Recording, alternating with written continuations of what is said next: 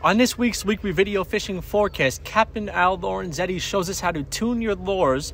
Paul McCain is here with his best flies for saltwater, and we have a rundown of the latest fishing events from around the island. The fishing news is sponsored by these fine partners. This week, the weather has warmed up a bit since our last weekly video fishing forecast, but to be honest, despite the milder temperatures and the ice melting, we don't have much to report from the headboat, so let's head to our upcoming events. We have a few upcoming shows. First up is the MSA Surf Fishing Show, Saturday, February 19th at 9 a.m. through 3 p.m., and that will be at the Radisson Hotel in Hauppauge. This show will feature surf fishing tackle manufacturers, tackle shops, seminars by the top local surfcasters, and much more. In 3, 2, 1. Then March 5th, the Ward Melville High School Saltwater Seminar and Fundraiser is back. Admission is free, and there will be over 150 vendors. There are a lot of raffles, and all the proceeds will go to the Ward Melville High School Fishing Club. This is always an amazing show, and it's great news that it is back. For all the details, visit thefisherman.com/events or click on the card in the top right. The Long Island Boat Show is back March 11th through the 13th at Nassau Coliseum. So if you're looking for your next fishing boat, be sure to check it out. This is a good time to go over your tackle before the season gets underway. Captain Lorenzetti is here to show us how he tunes up his lures. Middle of winter, fishing isn't happening, that's for sure. A lot of snow around. Basically, this time of year, I use it to take care of my tackle, to organize things and plan for next year, the season, what I'm going to do, and so forth. And one of the things that I really like to do, and I think it's very important, because when you're attached to a fish, the only thing that's in that fish is a hook. So any kind of lures or rigs that you use, you have to have a top-end quality, clean hook that's sharp, nothing rusty. I mean, I see some people, one time we were snagging bunker and I happened to snag another guy's line and he lets it go. I bring his treble hook in and it's this rusty piece of stuff. The points were gone. I mean, what are you even trying to do? So just to make a point, so I go through all my tackle. I look at my plugs, my jigs, make sure the hooks are good. If they're rusty, I change them out. I look at the tackle and I say, you know, is it worth repairing? Or should I just go buy some new ones? You know, I have one of my favorite jigs is a Tatty. It's the Tatty 45, which is, I call a surface tin. Very popular on the West Coast, but I started using them here on the East Coast a number of years ago, and they're dynamite on the big bluefish in the spring, on the bass when they're up near the surface. And this thing swims about 1 foot to 2.5 feet below the surface, and it wobbles back and forth. So, and it's made out of aluminum, so you can throw it with a decent spinning rod, and the distance is unbelievable. I like throwing it into the surf line. If the surf's really big, I can keep my boat out a long way, make a long cast and bring it through the breakers, and I've caught some awesome fish. But you can see this one, it's a little worse for the wear. I think I might just, maybe I'll paint it or I'll just go buy a couple more of them this year. So you got to decide that first of all. Do I get rid of it? Do I replace it? And, you know, so that's first thing. Next thing is I look at the hooks. Have they gotten rusty? Does something look like it's a weak point? It's going to break and so forth. You can see this Tsunami Popper, the small one, small size. I do great with this plug. I love it in the back bay, catch bluefish and bass like crazy. And I like this color. I like the yellow over white. And these hooks, you can see, if you can, a little bit rusty, I'd want to change them. Other favorites, of course, the Danny plug. You can see this plug has been fished a lot. I might touch it up with a little paint because you're talking almost a $30 plug. It might be worth to put a little time in on it and clean it up, change the hooks and so forth. And my favorite jig, good old-fashioned gold hammered 6-ounce jig. I catch everything, striped bass, sea bass with it, whatever. So those are kind of my favorites. I have a lot of other stuff I use, but they're kind of my favorites. So what do you need to fix these plugs up? If the hooks are rusty and you have a plug like this Danny plug, it already has, it's got split rings, so you simply need a split ring plier. Remove the existing hook or the rusty one and replace it with nice clean hooks. I like these VMCs. I buy them in boxes of 25. I have 1/0, 2/0, 3/0, and 4/0. I do have a bunch of 5/0. A couple of different plugs use a 5, but that's highly unusual. And simply you remove the plug with when it has a split ring pliers, you take it off. At the same time you're removing the hook, you're putting a new one on in its place. And try to match the correct size, the one that came with the original plug, because the manufacturers, they play with it and they try different size trebles and they kind of know what's best. But I have, and in certain occasions, I've actually changed it and made them either larger or smaller because I just felt it worked better. The other point is, when you get to stuff like jigs, the original Tatty comes with a solid ring and the hook is placed onto the ring before the ring is brazed. I don't know how they do it, but there's no swivel here, and it isn't a split eye hook that you can straighten out and remove, so it has to be cut away. And what I use for that, regular fishing pliers aren't going to cut it, but I use these crimping pliers to have a cross cut on them, which is very, very strong, and it'll cut through those hooks. All right, even up to the 5/0 size, the heavier wire, it will cut through. Just make sure you're wearing glasses when you do it, because a piece of that hook, the eye may pop back. So that's important. Watch out for safety reasons. So what I do then is I cut the old hook away, and since I have just a single ring here, I then buy a bunch of split rings. I like the number 7 size in Spro. And I'll put a split ring onto the solid ring, and on that split ring I'll put my new treble hook.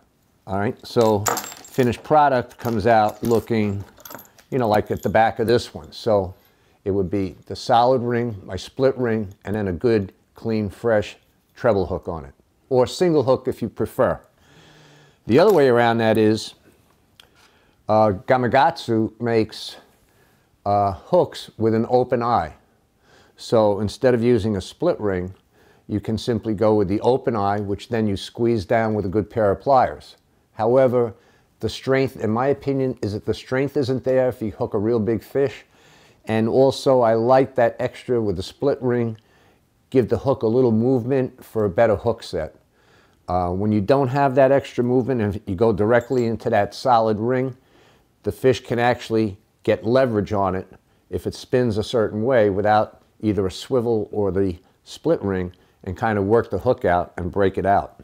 So, and then they come in different sizes, larger, smaller with the open eye, and you can adapt that. What I've done here on my favorite, my hammer jig, you can see they come originally with a hook, open eye, a crimp down hook on a swivel, which is attached to the jig itself. So what I did, since I like to use not the open eye hooks, I added a split ring to the swivel and then a replacement hook on the split ring. So, and I like this kind of maneuverability. All right, when the fish gets hooked, there's less chance of it gaining some kind of leverage and pulling the hook out of the fish's mouth.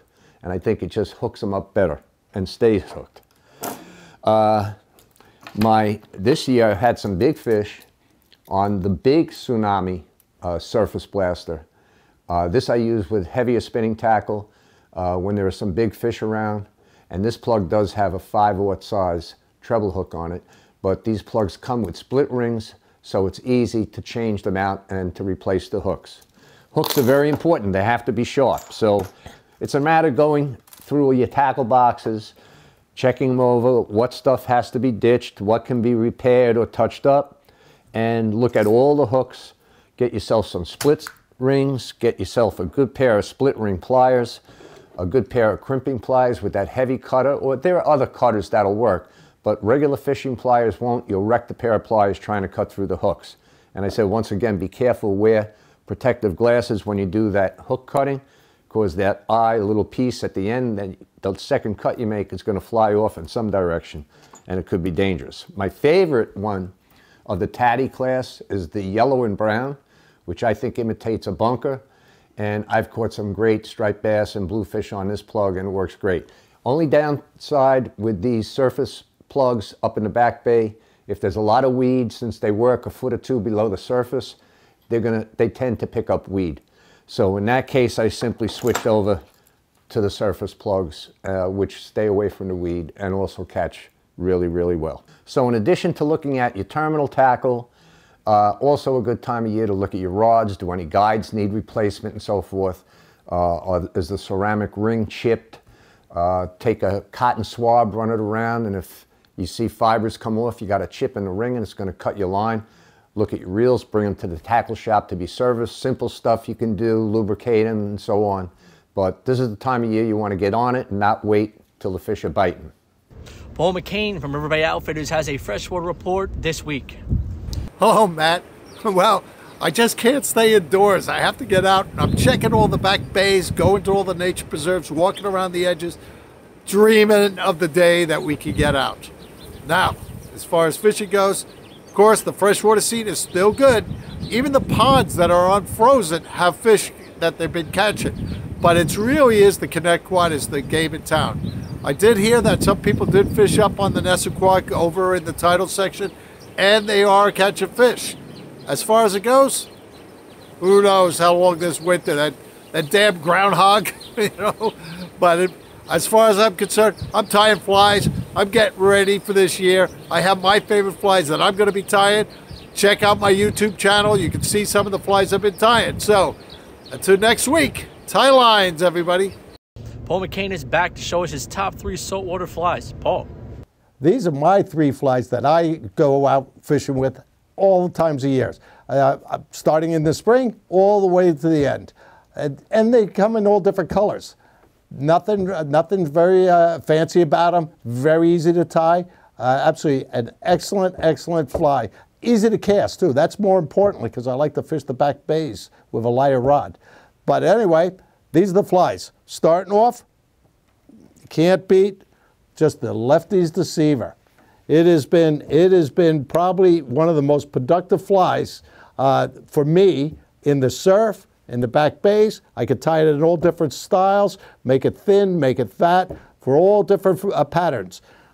The next fly, now the Clouser was the next fly, but now I'm actually using half and half, which is kind of a Clouser Lefty Deceiver with a little trailing feathers. And yellow is by far my favorite color. I did very well last year on stripers and very well with weakfish. And of course, you can't beat any surface action. It's just a lot of fun. And this is a Bob's Banger. I also like to use the crease fly. I also like to use the gurgler. Top flies, top water flies are just a lot of fun. But day in and day out, it's the half and half or the Lefty's Deceiver. I hope this helped you out. Come down to my shop down in Baldwin, Long Island. We do a tremendous amount of trips, fresh and salt. But come down, I'll set you up. I'll show you what rods to use and the flies that will work. That's the key, the flies. That's all we have this week. I hope to see you at one of the upcoming shows. Remember to like our video, subscribe to our YouTube channel, and tap on the bell to be notified instantly when we post a new video on YouTube. And of course, be a subscriber to the Fisherman magazine to be part of the Dreamboat Contest and Coastal Kayak Clash. Check out this video's description on YouTube for all the related links and index for specific reports. Please support our correspondents by visiting their websites and social media pages. See you right here next week at thefisherman.com.